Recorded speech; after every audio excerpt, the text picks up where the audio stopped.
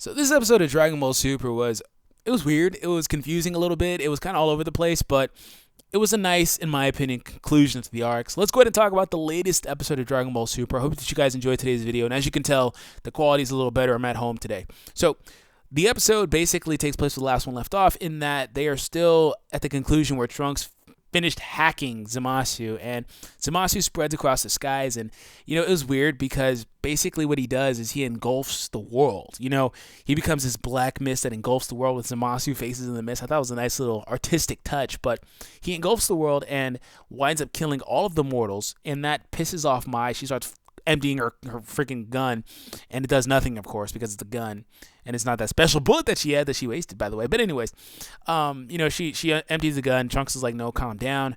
And Goku and Vegeta try to go stop this, but they can't. They're out of power. They used up all their power with the final Kamehameha, which I feel is a plot contrivance, but whatever.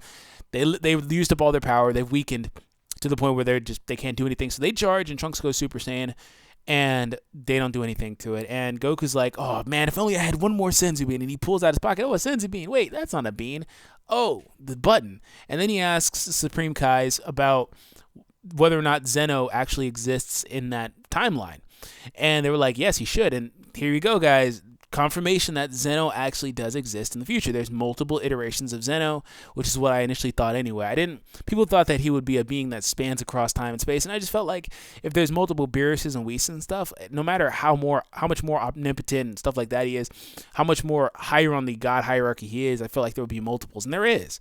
So there's basically multiples of everything. So Zeno shows up, and he's like, oh, who are you? Or Zeno, and he's like, oh, who are you? And Goku's like, it's me. And he's like, oh, no, I don't know you. He's like, don't you want to destroy this guy? And he's like, oh, this whole world needs to go. Zeno basically eliminated the timeline, the history. Like, I don't know what it was. He didn't just eliminate the whole planet. He did that, but he just got rid of everything. He just said, screw it, because Zamasu, they dropped a line in there saying that Zamasu was trying to become absolute across the universe, pretty much, So Zamasu was everywhere. He even was able to be in the present timeline. That's how far his reach extended. So Zeno pretty much just eliminated everything, and he was just floating in nothingness. These guys escape in the time machine and stuff like that, and they go back to the past. And at that point, when they get back to the past, Mai actually is there too. So it was nice to see Mai meet future Mai, but they didn't have much time to really do interactions because Goten was there too, and they finally kind of got Goten interaction with future Trunks, but nowhere near what I would have wanted, but they kind of did, which is nice. Nonetheless, they acknowledged the characters, and they went back to the past. They picked up Zeno, who's floating in nothingness because he just eliminated everything. Everything was gone. He's just chilling in nothingness, just space, not even in space. I don't know what they would call that. They just picked him up, and they took him to the present timeline, Zeno, and that became the person that Goku would bring to him to play, which is cool. He's playing with himself. That didn't sound right. You know what I meant.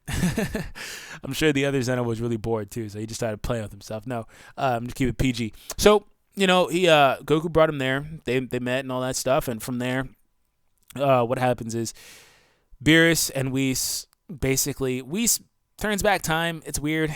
This whole episode was really weird. It's confusing. You have to look at it a few different times. Basically, my understanding is that Whis turned back time, reversing the destruction of Black, as if Black never came. So I'm assuming that means Bulma's back and stuff like that. Actually, I'm pretty positive that means that all those guys are back. But he did say that you would have to deal with there being two Trunkses and Mais because they're actually there, as opposed to, they would put themselves back into the timeline when they would actually already be in the timeline. So it's weird how they're going to go back to the past and it'd be two of them. Okay, whatever. I guess that is better than it just not making sense, like acting as if they didn't exist in the timeline before all this happened. So I guess that's better. So that's cool. And Beerus, he leaves. He's like, I'll forgive you on behalf of Whis. Beerus is a little softy at heart. That was a little softy moment. When Trunks and Mai leave, they have a little get together and stuff like that, and everybody says bye. And it was nice to see Vegeta. He wasn't in the initial crowd, and then Trunks turns around. He's like, oh, Tosan. And he's like, and Vegeta just charges him. He just knocks him, and Trunks blocks with one hand. They got a smirk on both of them, like, oh, this is totally the goodbye I would expect from them. Not the same type of goodbye where they just did that little finger wave in the first, Dragon Ball Z. It was awesome. I really love Vegeta's character development in the series. I've said so many times. He's just come so far. It was awesome seeing that. But, from there, what happens is basically Trunks leaves, and Piccolo and Gohan show up out of nowhere. Piccolo and Gohan.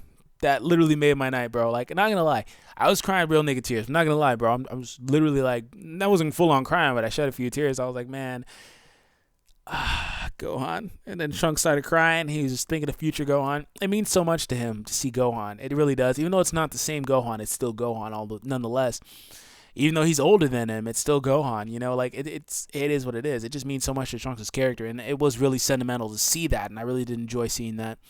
I feel like it added a lot of depth, and it was a great way to end the arc, basically, to have Gohan come out of nowhere and just see him like, Trunks, take care, you know, like, damn, really gave him hope. And the episode is titled Hope, so, you know, it was a good ending of the series. I did enjoy it. I'll be back later on this week with like a review on the arc and stuff like that, and, you know, giving my thoughts on it. I'll probably grab a couple people for it, but I don't know.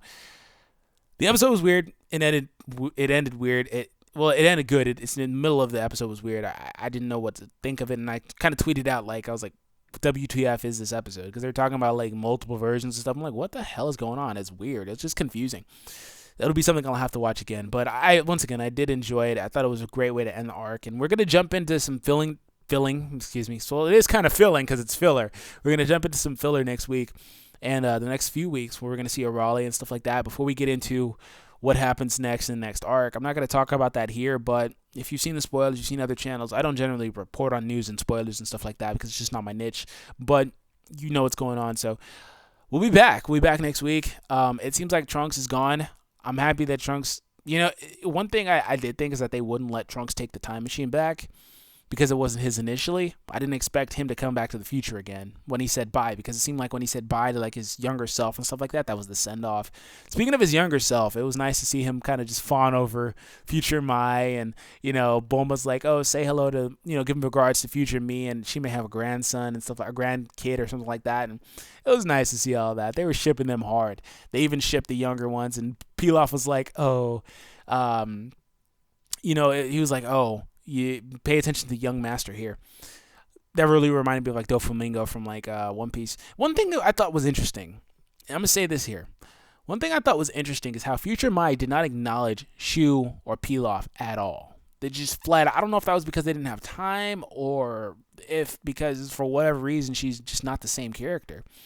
I don't know if the butterfly effect changed her. I don't know what happened, but Trunks fucks up shit. So I don't know. It's just really interesting to note that she didn't even acknowledge them, and they have never. They even dropped a line earlier in the series where Trunks said he's never met them. You know, that they don't exist basically in his time. So I don't know what happened to them, but she apparently didn't recognize them, or just they just didn't have time in the episode. They didn't think to do it. I don't know, but it would have been really cool to see her acknowledge them, because that is still Mai. You know, I feel like Dragon Ball Super retconned these characters to a point where they're acting like they're different characters. They just were never adults. They know they were adults. The characters know they were adults, but like they're kids now. They're just moving on with them being kids from here on out. It's a good way to, you know, reboot the characters. It just kind of bothered me with Future Mai because they act like she's been that, you know, that way her whole life. It's weird because you would think she never really got a chance to, in that timeline, to make a wish. It doesn't make any sense, but like it's weird. I don't know. I hope you guys enjoyed today's video. I'm just kind of all over the place. I'm going to go. That episode. Real nigga tears, man. Anyways, I hope you guys enjoy. Subscribe if you're new to the channel, and I'll catch you guys in the next review next week. Until then, peace.